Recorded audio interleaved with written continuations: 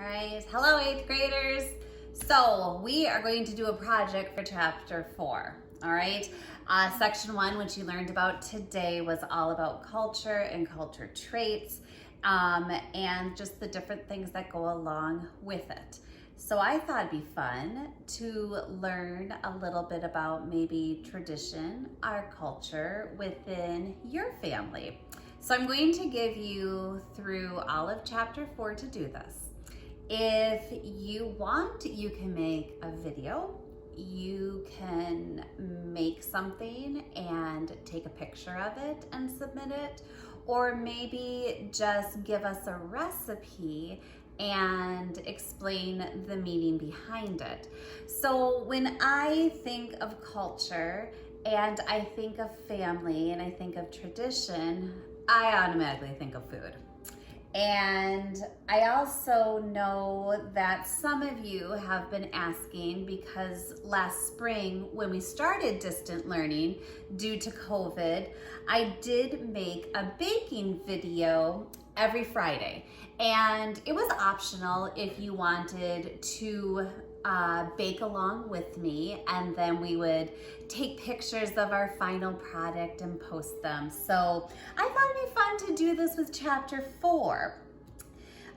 So what I'm looking for is for you to think of a time that you have a celebration. So birthdays, anniversaries, any holidays like Christmas and Thanksgiving and Easter, and maybe share with us something that is a tradition in your family.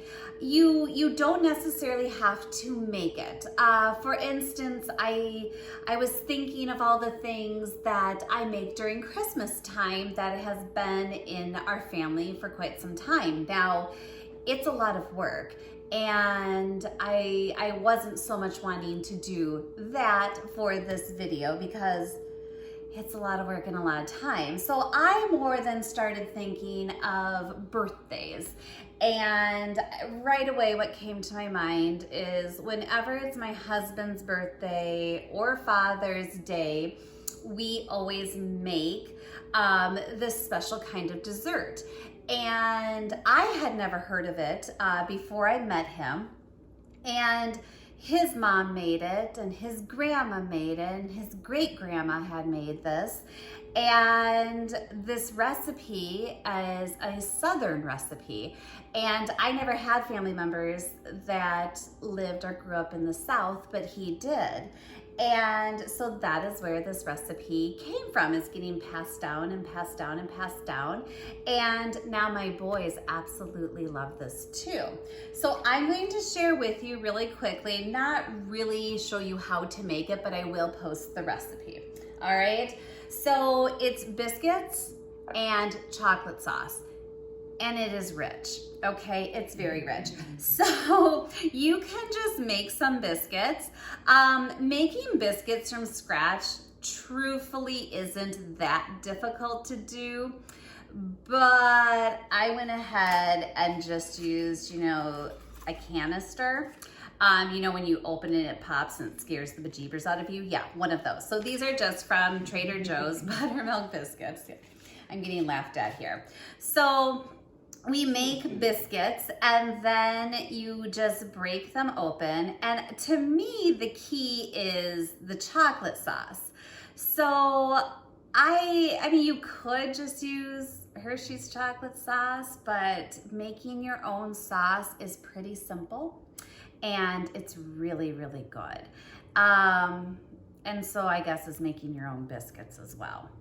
But for the chocolate sauce, you want to use the baking chocolate, okay, the baking cocoa. And you have that with some sugar and a little bit of flour. And then in a pot, you're going to heat up some milk and some butter and vanilla. And then you kind of incorporate the two and you stir it together with a pinch of salt at the end, and you get this like amazing chocolate sauce. It smells so good. And chocolate sauce goes good on anything, right? just eating it plain with a spoon would be good too. And so all you do for this recipe is you butter up some biscuits. Bless you, Rex. And you pour chocolate sauce on it. It's so naughty. Like, there's nothing nutritional about this. It's just plain chocolate and carbs, and it is pretty good. And again, I actually researched this because I kept asking my husband, like, where did this recipe even come from? And he's like, well, my grandma, my great-grandma. And I knew they grew up in Louisiana, and so I did. I researched it, and it was a Southern recipe. So who knew? Speaking of traditions, my apron here, this apron legit is from the 70s. So my grandmother made it for my mom, and then she passed it down to me. So last spring, all my baking videos, I wore this apron, keeping the tradition. I also know that I have some followers from some students that decided to get me some followers, and I don't know you, and I don't know where you're from, but I would love if you could comment on maybe where you are from and a traditional food that you and your family like to make, because why not? That would be a lot of fun. It's all about learning and learning about others. So 8th graders, you have all of chapter 4. I'm super curious to see how your family celebrates and with what type of food. And you do not have to share any top secret family recipes, okay? I don't want to cause any drama with the family. And if you can, though, make something, you know, maybe please with a parent permission, and then either make a video.